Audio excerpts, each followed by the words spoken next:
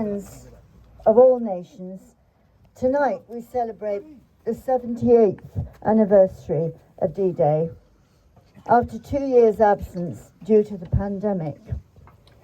We're very happy to be in Normandy again. I would like to thank Madame Clémentine Lemarec, Mayor of Benouville, because they make the arrangements for us down here, and the council for arranging the ceremony, and not to forget Monsieur les techniciens, who do the lights and the acoustics. Chers amis de toutes les nations, ce soir nous célébrons le 78e anniversaire du jour J. 2 ans après 2 ans d'absence en raison de la pandémie. Nous sommes très heureux d'être à nouveau à Normandie. Je tiens à remercier Madame Clémentine Lemarec, maire de Benouville, et le conseil d'avoir organisé cette cérémonie, ainsi que les techniciens qui ont rendu possible. In a moment, we shall listen to a CD. First in English, the voice of my father, Major John Howard, and after in French. My father gave this speech here at this very place every year at the time that the gliders landed, that's 16 minutes past midnight, on June the 5th, 1944. This recording was made in 1989, when of course he was still surrounded by his men to heckle him and to make jokes. They would have told him it was June the 6th, not the 5th. Yeah, you're quite right. Sorry. It's after midnight. Heckle over. The general has corrected me. So, dans un instant, nous allons écouter un CD. D'abord en anglais, la voix de mon père, Major John Howard, puis en français. Mon père a prononcé ce discours ici, à cet endroit, chaque année au moment où les planeurs ont atterri. 16 minutes après ma nuit, le 5 juin, 6 juin.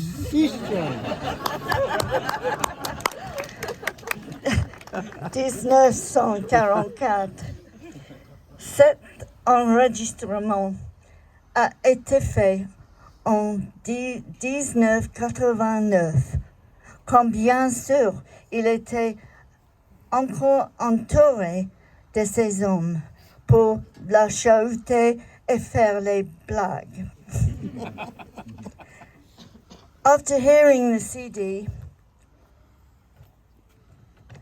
our group will share a toast to make to the landings and to the brilliant glider pilots who got them here. Also this year, I would like to make a toast to our Queen Elizabeth of the United Kingdom, who celebrated 70 years on the throne on the 2nd of June this year. Après avoir entendu le CD, notre groupe partagerait un vin d'honneur pour les atterrissages et aux brillants pilotes de planeurs. Aussi cette année, je voudrais lever un verre à notre reine Elisabeth du Royaume-Uni, qui a célébré 70 ans sur le trône le 2 juin cette année. Thank you to everyone coming tonight. And now over to my father, Major John Howard. Merci à tous ceux qui sont venus ce soir. Et maintenant, à mon père, le Major John Howard. Après, we can have Emma. Emma Brown, chanson première.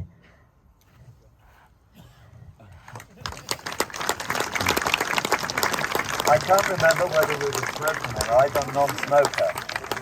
Although in the gliders during training many of us have been sick, nobody was worse than I was. On that night, I don't think anybody was sick. Whether it was because it was a particularly calm flight or whether it was because we were too worried to be sick, I don't know. But I can assure you all, we were all bloody scared. And anybody, yes, and anybody who says they were not scared on an occasion like that is either a fool or a damn liar. Before we cast off, I imagine that everybody says a little prayer to himself, although that was nothing to what when we actually came in. Now we imagine now that the glider pilot has given us the signal that we're casting off, and everything was intensely quiet at that moment.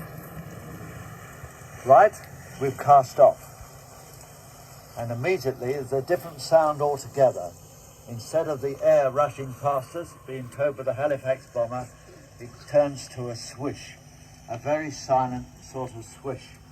And the glider pilot was then at 6,000 feet, started his descent.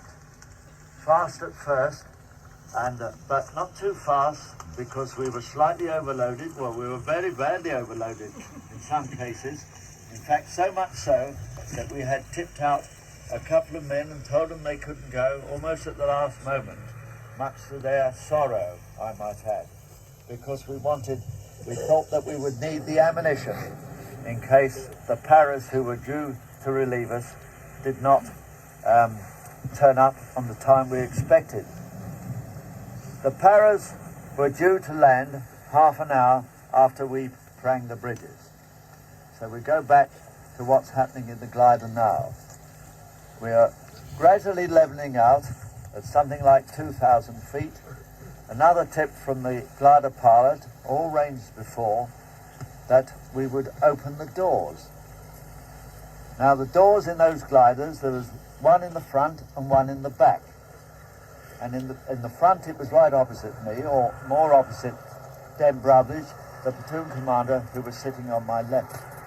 And the chap who we didn't know then, of course, was to be the first to be killed, and that is unless the man who was thrown into the pond was killed first. We're never very sure about that. We opened the doors by Dan Brotheridge undoing his safety belt. We had safety belts but no parachutes, and leaning forward while the sergeant on one side and myself on the other held on to his equipment very precariously. He leaned forward and opened the door, which lifted up and opened into the roof. And I can well remember sitting looking through the door. It was a half moonlight night, a bit lighter than it is tonight, and as soon as we got to about 1,000 feet, I could recognize exactly where we were through the aerial photographs I'd studied for 6 weeks back in United Kingdom, aerial photographs, and you could recognize the shapes of villages, the shapes of woods, and I knew we were actually absolutely on course. In fact, the glider pilot kept putting his thumbs up, and everybody in the glider who was sitting facing one another could see that he was doing it. At about this time, we did the first right-hand turn. We'd taken off over Cabourg, the coast, come straight down towards Caen, which we could see through the cockpit, because the cockpit was on my right, that Caen was in flames. It had been heavily bombed, and we'd come over with what was known then as a 1,000-bomber raid. And as we did the turn, the first turn, short of Caen, because we came straight down, then did a right-hand turn, another right-hand turn to come into the landing zone here in this direction. So we came from up there. We did the first turn and a very short leg for the second turn, leaving Caen on our left, and then another turn as we came in from that direction up there. And as we did the second turn, he was probably down to 300 or 400 feet. And as we turned, I saw the canal for the first time. The half moonlight night was lighting up the canal. Now, on this side of the landing zone was a row of very high trees. On that side, of course, was the pond. And the glider pilot knew that he had to get in between. If one wing caught one of those trees as he came in, then of course we would have just gone straight down into the ground. We're now at about 200 feet. The trees are rushing past us. We know we're on course because most of us through the doors had seen the canal swishing past us, and in those glides we were probably doing just over 100 miles an hour at that time, still airborne. But it was a well-known fact that when you actually touch down, you're doing around 90 miles an hour. We're still at about 100 feet at this moment, with the canal on our left and seeing the trees rush past. We knew from studying the photographs, aerial photographs of this tiny field, that it was going to be a rough landing.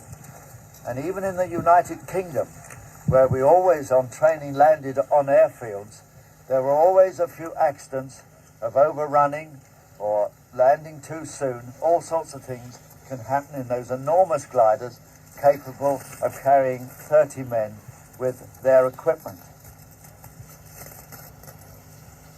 We are still at about 100 feet, coming down towards here with Caen at the back towards this thing, and suddenly there was a hell of a bump, and we knew that we had lost the wheels and we would be landing on metal skids.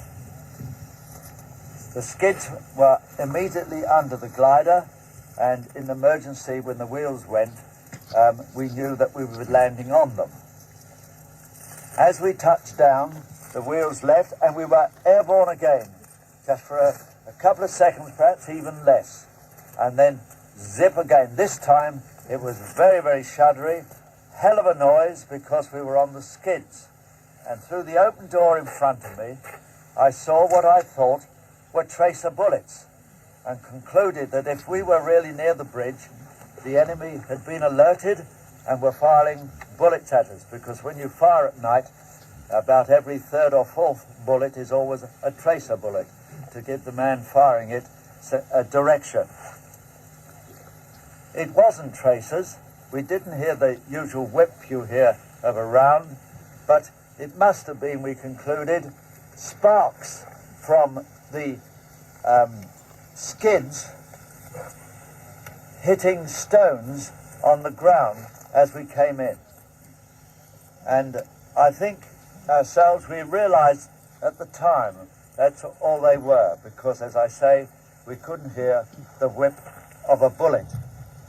We thumped twice like that, although Jim Warwick, when he speaks, always insists he made a correct three-point landing right in the corner of the field. He always argues that it was an absolute perfect landing. But these chaps here behind me know that it really was a thump and thump and thump like that. Now, what were our thoughts? We knew from aerial photographs that they were putting up anti-air landing poles. The Germans, under General Rommel, were strengthening the defences all along this coast, and we knew that these posts are here. Although the glider pilots had said, Jim Warwick in particular, that we take this much off this wing and that much off this wing, and it'll pull us up before we get to the end of this landing zone, where there's an embankment, as you know, up to the road. And he was dead scared of hitting that embankment. And one of the grenades in our pouches, which had all been detonated, and would have exploded on impact, and not only that grenade, but also every bit of explosive in the glider would have gone up. The thing we were most afraid of is a machine gun firing at us as we came in or as we came to a standstill, because there are only two doors. We've got to get out of that glider, and back in UK we had practiced and practiced and practiced. Now in those gliders you're sitting facing one another like in old-fashioned trams and buses. You're in your safety belts, you link arms, butcher's grip, and lift up your legs and just pray to hell, because we know they're all in the hands of the glider pilot. As we came to a hell of a halt, I suddenly found that I was blinded, I thought, but all that happened was my battle bowler had come down over my eyes and I couldn't see the door. I pushed it up and saw that the door had disappeared. It had telescoped. And at that moment we landed at 0016 hours.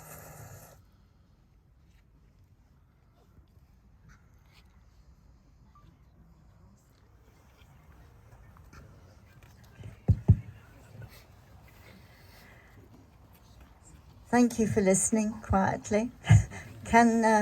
We'll now have Emma Brown to sing to finish our ceremony. Thank you very much.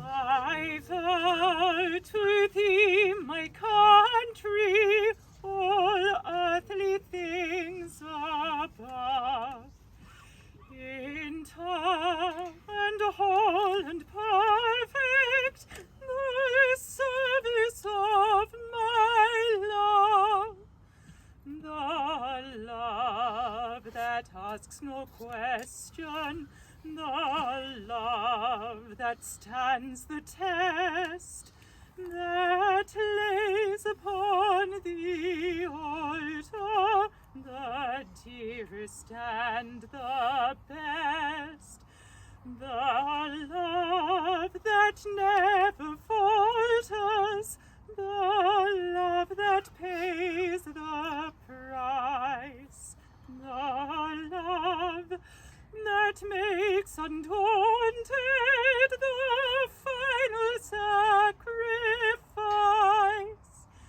And there's another country I heard of long ago, most dear to them that love her, most great to them that know. We may not count her armies, we may not see her king, her fortress is a faithful heart, her pride is suffering. And soul by soul and silently her shining bounds increase, and her ways are ways of gentleness, and all her paths are peace.